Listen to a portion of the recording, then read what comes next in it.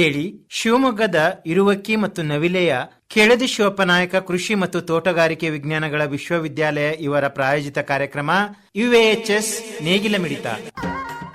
ಆತ್ಮೀಯ ರೈತರಿಗೆ ಕೀಟಶಾಸ್ತ್ರದಲ್ಲಿ ಪ್ರಾಧ್ಯಾಪಕನಾಗಿರುವ BK ಶಿವಣ್ಣ ನಾನು ಕೃಷಿ ಮತ್ತು ತೋಟಗಾರಿಕೆ ವಿಶ್ವವಿದ್ಯಾಲಯದಿಂದ ಅಡಿಕೆ ಬೆಳೆಗಾರರಿಗೆ ತಿಳಿಯಪಡಿಸುವುದೇನೆಂದರೆ, ಅಡಿಕೆಯಲ್ಲಿ ಲಾಭ ಕಂಡುಕೊಂಡಿರ್ತಕ್ಕಂಥ ಪರಿಸ್ಥಿತಿಯಲ್ಲಿ ನಾವು ಇದ್ದಾಗ ಅಡಿಕೆಗೆ ಅನೇಕ ಥರ ಕೀಟ ರೋಗಗಳಲ್ಲದೆ ಮಂಗ, ಇಣಿಚಿ, ಗಿಣಿ ಇವುಗಳ ಬಾಧೆ ಹೆಚ್ಚಾಗಿಬಿಟ್ಟು ಎಳೆಕಾಯಿ ಅಥವಾ ಮಿಳ್ಳೆಕಾಯಿಗಳನ್ನು ತಿಂದು ರಸ ಹೀರಿ ಕೆಳಗಡೆ ಇಡುತ್ತೆ. ಮೊದಲನೇದಾಗಿ ನಾವು ಗಿಳಿಗಳ ಕಾಟ ಅಂತ ಏನು ಕೇಳ್ತಿದ್ವೋ, ಗಿಳಿಗಳು ಗುಂಪು ಗುಂಪಾಗಿ ಬಂದುಬಿಟ್ಟು ಇವು ಬಹುತೇಕ ಮುಂಜಾನೆ 8 ರಿಂದ 10 ಗಂಟೆವರೆಗೂ ತೋಟಕ್ಕೆ ಬರುತ್ತವೆ.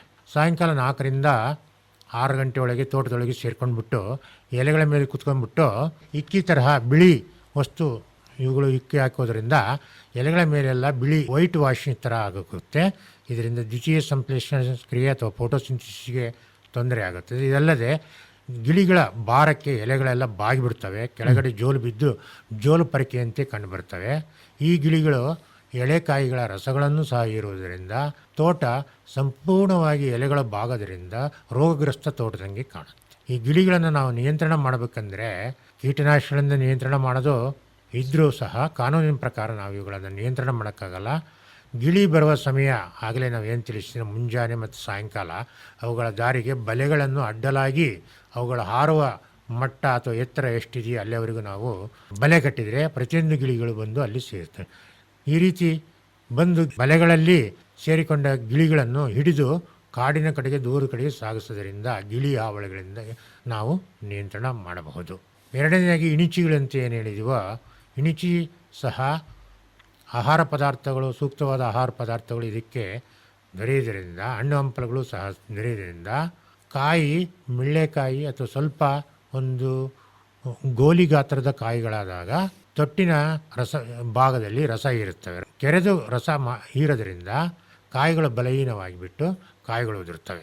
ಇಣಿಚಿ ನಿಯಂತ್ರಣಕ್ಕೆ ನಾವು ಸುಮಾರು ಜನ ರೈತರುಗಳು ವಿಶ್ವವಿದ್ಯಾಲಯಕ್ಕೆ ಬಂದು ಪರಿಹಾರ ಏನಂತ ಕೇಳ್ಕೊಂತಾರೆ. ಇಣಿಚಿ ಮರದಿಂದ ಮರಕ್ಕೆ ನೆಗಿತಾ ಹೋಗುತ್ತೆ ಒಂದು, ಮತ್ತು ಇಣಿಚಿಗಳಿಗೂ ಸಹ ನಾವು ಬಲೆಗಳನ್ನು ಹಾಕ್ತೀವಿ ಅಥವಾ ಮರಗಳಿಗೆ ತಗಡಿನ ಹೊದಿಕೆಗಳನ್ನು ಒದಿಸ್ತೀವಿ ಅಂತ ಹೇಳ್ತಾರೆ. ಆದರೂ ನಿಯಂತ್ರಣ ಕಷ್ಟ ಆಗ್ತದೆ ಇಣಿಚಿಗಳ ನಿಯಂತ್ರಣ.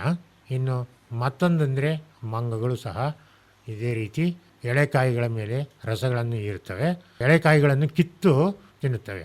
ಈ ಎಲ್ಲ ನಾವು ಏನು ಹೇಳಿದೀವ, ಈ ಕೀಟ ಗಿಣಿಗಳೇ ಆಗಲಿ ಇಣಿಚಿಗಳೇ ಆಗಲಿ ಮಂಗನೇ ಆಗಲಿ ತಿನ್ನೋದು ಒಂದು ಭಾಗ ಆದರೆ ಹಾಳು ಮಾಡೋದು 10 ಭಾಗ ಆಗಿರ್ತವೆ.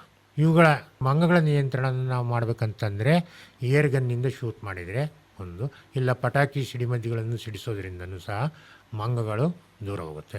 ಒಟ್ಟಾರೆ ಹೇಳಬೇಕೆಂದರೆ ಪ್ರಾಣಿ ಪಕ್ಷಿಗಳು ಗುಂಪಿಗೆ ಸೇರಿದ ಈ ಪೀಡೆಗಳನ್ನು ನಾವು ಅಡಿಕೆ ತೋಟದಲ್ಲಿ ನಿಯಂತ್ರಣ ಮಾಡಬೇಕಂತಂದರೆ ಅಡಿಕೆ ತೋಟದ ಸುತ್ತಮುತ್ತ ಅಥವಾ ದೂರದ ಜಾಗದಲ್ಲಿ ಅವುಗಳಿಗೆ ಬೇಕಾದಂಥ ಆಹಾರ ಮತ್ತು ನೀರಿನ ಕೊರತೆಯಾಗದಂತೆ ನಾವು ತೊಂಡೆಹಣ್ಣು, ಪಪಾಯ ಹಣ್ಣು ಮತ್ತು ಇನ್ನಿತರೆ ಜಾತಿಯ ಹಣ್ಣುಗಳನ್ನು ಬೆಳೆಯೋದ್ರಿಂದ ಇವುಗಳನ್ನು ನಾವು ನಿಯಂತ್ರಣ ಮಾಡಿಕೊಳ್ಳಬಹುದು.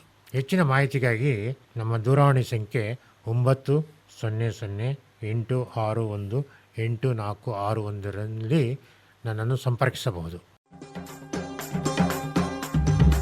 ಇದುವರೆಗೆ ಶಿವಮೊಗ್ಗದ ಇರುವಕ್ಕಿ ಮತ್ತು ನವಿಲೆಯ ಕೆಳದಿ ಶಿವಪ್ಪನಾಯಕ ಕೃಷಿ ಮತ್ತು ತೋಟಗಾರಿಕೆ ವಿಜ್ಞಾನಗಳ ವಿಶ್ವವಿದ್ಯಾಲಯದ ಪ್ರಾಜೆಕ್ಟ್ವದ ಅಡಿಯಲ್ಲಿ ಆಕಾಶವಾಣಿ ಭದ್ರಾವತಿ ಕೇಂದ್ರದಲ್ಲಿ ಸಿದ್ಧಪಡಿಸಲಾದ ಕೃಷಿ ಮತ್ತು ಕೃಷಿ ಅವಲಂಬಿತ ವಿಷಯಗಳ ಜ್ಞಾನ ತುಂಬುವುದಕ್ಕಾಗಿಯೇ ಇರುವ ವಿಶೇಷ ಕಾರ್ಯಕ್ರಮ ಯುಎಎಚ್ಎಸ್ ನೇಗಿಲ ಮಿಡಿತ ಆಕಾಶವಾಣಿ ಭದ್ರಾವತಿ, ಚಿತ್ರದುರ್ಗ, ಮಡಿಕೇರಿ ಮತ್ತು ಮಂಗಳೂರು ಕೇಂದ್ರದಿಂದ ಏಕಕಾಲಕ್ಕೆ ಪ್ರಸಾರವಾಯಿತು. ಪ್ರಸ್ತುತಿ ಡಾಕ್ಟರ್ SM ಸುಧಾಕರ್, ನಿರ್ವಹಣೆ SR ಭಟ್.